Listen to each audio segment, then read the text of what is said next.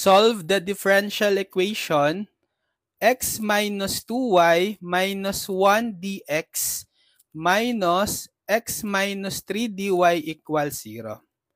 So what type of differential equation is this?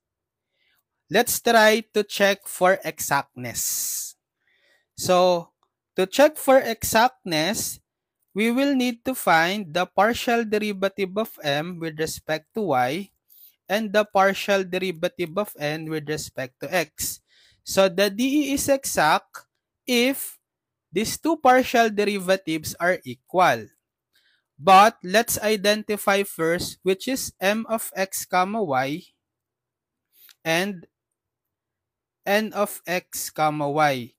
So usually, the DE is given by the form f of x comma y dx plus n of x comma y dy equals 0. So therefore, m of x comma y is the function multiplied by the differential dx.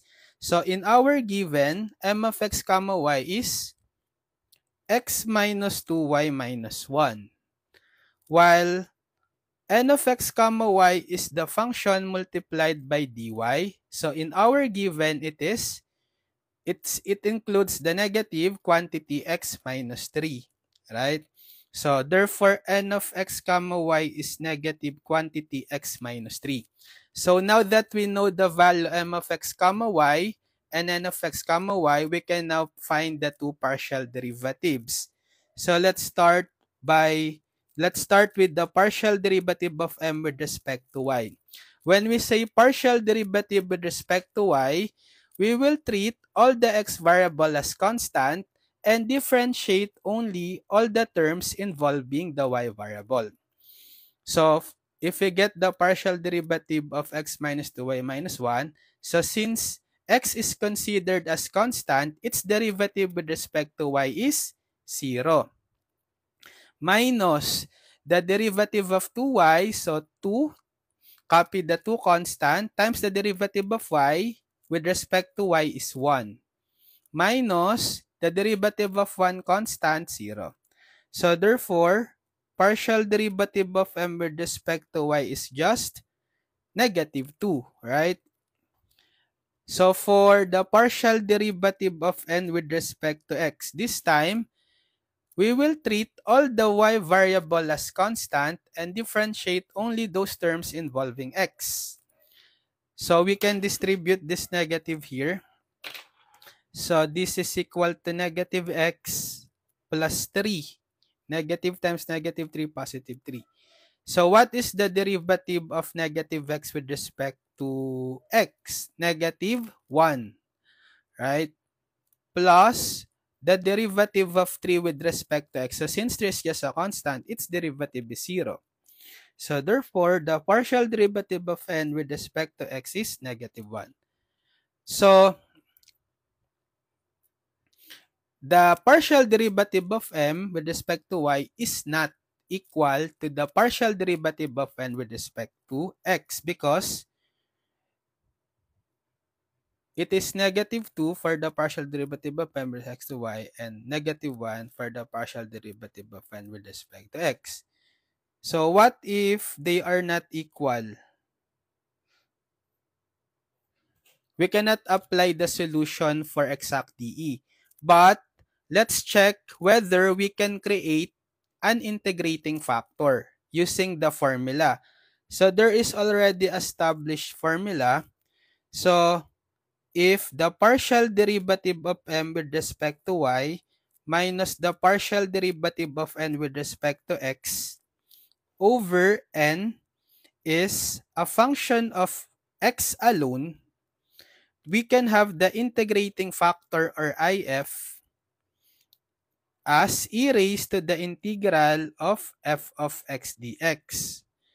But if the partial derivative of m with respect to y minus the partial derivative of n with respect to x over m is a function of y, turns out to be a function of y alone, then the integrating factor is e raised to the negative integral of g of y dy. So let's check which of the two formula will work or will hold. let's check first the first formula. So if we subtract the two partial derivative, so partial derivative of m with respect to y is -2, then minus the partial derivative of n with respect to x is -1, and then divide it by n. N is negative quantity x minus 3. Can it be function of x alone? Let's simplify. So -2 minus -1, so that's -2 plus 1, -1 over negative of x minus 3. So -1 divided by negative of quantity x minus 3, you can cancel out the negative. We just have 1 over x minus 3, which is a function of x alone, right? There's no y variable. Therefore, we can find the integrating factor equal to e raised to the integral of f of x dx, which is 1 over x minus 3. And what is the integral of 1 over x minus 3? ln of x minus 3. So by applying the inverse property of base e and ln, it is just equal to the absolute value of x minus 3. But the absolute value is not important here. We can disregard that. Therefore, the integrating factor can be x minus 3 only. Okay? So therefore, we found the integrating factor x minus 3 using the formula. So when you found the integrating factor, the next step is you multiply both sides of the dE by the integrating factor, and the dE will become an exact dE now. So we will multiply. So this is the original dE, right? I'll copy x minus 2y minus 1 dx minus x minus 3 dy equals 0. So we will multiply both sides of the dE by the integrating factor. The x minus 3. Right? So therefore, we will have x minus 3 times x minus 2y minus 1 dx minus x minus 3 times x minus 3 x minus 3 squared dy equals x minus 3 times 0, 0. So if you'll try to recheck the new dE, it will become exact, or it will be exact now. So the value of the new m of x comma y is x minus 3 times x minus 2y minus 1.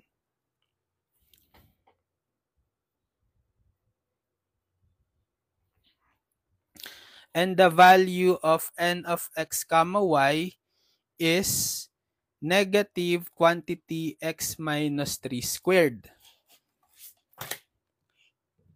So you can try to check, get the partial derivative of m with respect to y, get the partial derivative of n with respect to x. They will become equal. But I won't do that anymore. It's up for you to check. So we'll proceed to the solution of exact dE. So how do we solve exact dE? The general solution of the exact dE takes the form f of x comma y equals constant c. So we need to find the value of f of x comma y by using the two conditions. So we should equate the partial derivative of f with respect to x to m of x comma y, and partial derivative of f with respect to y to n of x comma y. So we will use these two conditions to find the value f of x comma y. So again, this is the m of x comma y, and this is the n of x comma y. So using the first condition, partial derivative of f with respect to x, we equate it to m of x comma y, which is x minus 3 times x minus 2y minus 1. So, we can integrate both sides with respect to x. So, cancel the dx. The integral of df is equal to f, right? And on the right side, we should integrate with respect to x. So, what I can do is, so recall that when we're integrating with respect to x, we should always treat the y variable as constant and integrate those variables or those terms or expressions involving x. So I can distribute first the x minus 3. So integral of x minus 3 times x, then I'll factor out the negative here. So negative of 2y plus 1 times x minus 3 dx. So you can distribute the integral symbol. So integral of x minus 3x dx minus integral. So since 2y plus 1 is a constant, we can put it in front of the integral. So we'll have 2y plus 1 integral of x minus 3 dx. So how can we evaluate this integral? You can distribute the x. So integral of x squared minus 3x dx. So this is integral of x squared power rule, x cubed over 3. Minus integral of 3x, it's 3x squared over 2.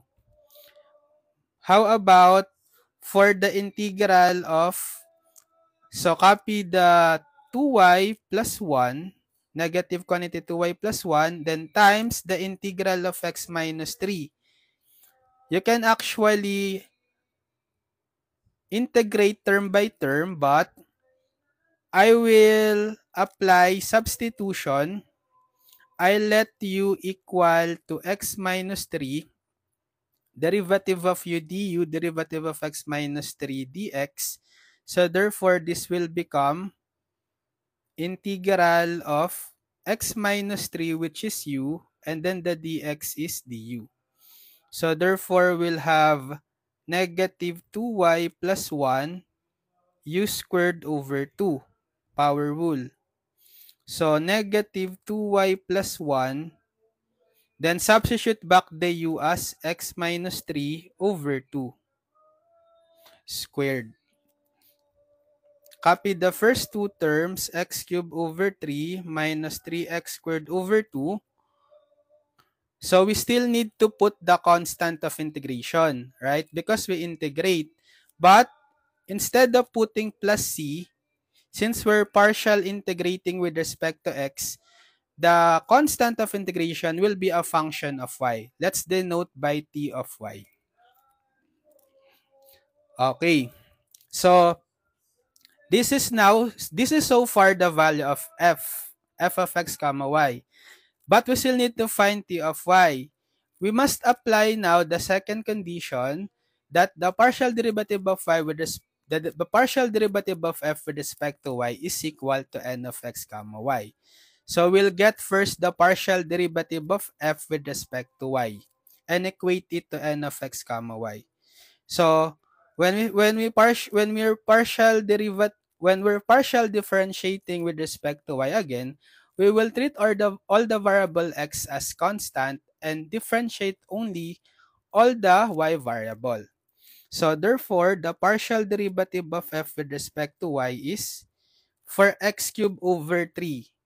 So since x is constant, its derivative is 0 with respect to y. Also, negative 3x squared over 2, derivative is 0. Minus, for this term, x minus 3 squared over 2 is considered as constant, right? So just copy, but we should get the derivative of 2y plus 1 since it is a y variable. So the derivative of 2y is 2 plus the derivative of 1, 0. So no need to write the 0. Therefore, the derivative of 2y plus 1 is just 2. Then plus the derivative of t of y, we can write it as t prime of y. The notation for derivatives, right? So we can cancel out the 2. We just have partial derivative of f with respect to y equals negative x minus 3 squared plus t prime of y. Okay. Now that we found the partial derivative of f with respect to y, we can equate it to n of x comma y, which is, from the given, we have negative quantity x minus 3 squared. So we equate it with negative x minus 3 squared. Okay? So, notice that the negative x minus 3 squared is common on the left and on the right side. Therefore, we can cancel them, or if we transpose this negative x minus 3 squared to the right, it will become 0. Therefore, the t prime of y is 0. So if we integrate both sides with respect to y,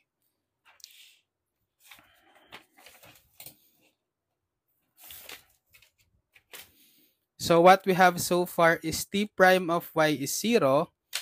To find the value of t of y, we can integrate both sides with respect to y. So if you get the integral of first derivative, it will undo the first derivative. You will go back to the original function t of y equal to the integral of 0 dy 0. So therefore, the value of t of y is just 0. So we can now use the general solution. F of x comma y is equal to c. F of x comma y is equal to c. So substitute the value of f of x comma y, which is this one. X cubed over 3 minus 3x squared over 2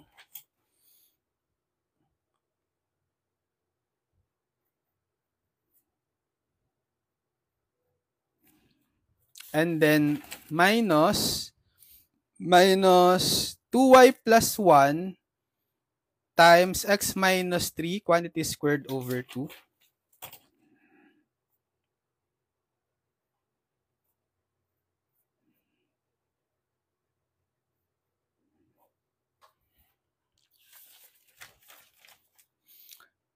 plus t of y. What is t of y? 0, right? Plus 0 equals c. Or we don't need to write the 0. So this is the general solution. Or if you want to eliminate the denominator, we have 3, 2, and 2. What is the LCD?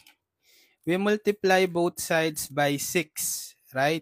The LCD is 6. So multiply both sides by 6. So 6x cubed over 3, 6 divided by 3, 2x cubed. Minus 6 divided by 2, 3, times 3x squared, negative 9x squared. Then 6 divided by 2, 3. So minus 3 times the quantity 2y plus 1 times x minus 3 squared equals 6 times c, 6c. But this constant 6 can be absorbed by c. Therefore, we can just write it as simply c. So the final general solution is 2x cubed minus 9x squared minus 3 times 2y plus 1 times x minus 3 squared is equal to c.